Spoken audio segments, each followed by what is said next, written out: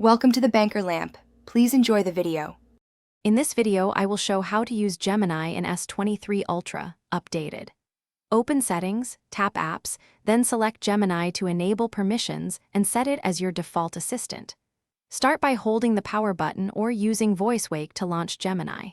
Customize voice, keyboard access, and language in the app settings.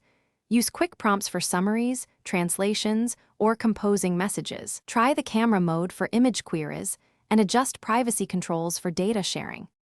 Enable microphone, location, and storage permissions so Gemini can access voice, photos, and files quickly. Grant notification access for proactive suggestions. Set Gemini as default assistant in system apps to use the Bixby button or power key. Toggle background activity for faster responses, and review battery optimization to prevent app sleep.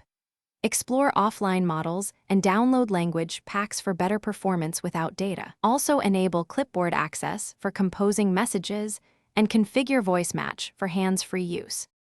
If you're finding this video helpful, please subscribe and like to support the channel.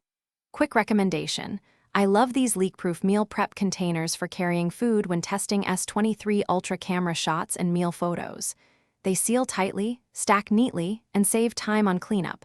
I use them daily. Check the description for the product link and other deals I mentioned. Thanks for the support. Now let's get back to the video.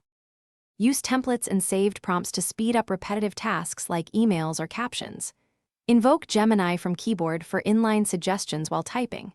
Use camera queries for object recognition, translations, and text extraction. Drag Gemini into split screen for multitasking with maps or notes. Experiment with advanced prompts for code, summarization, or study guides, and revise outputs with follow-up prompts for clearer results. Save favorites and regularly prune prompts to keep responses relevant. Thanks for watching. If this was helpful, leave a like and consider subscribing. See you next time.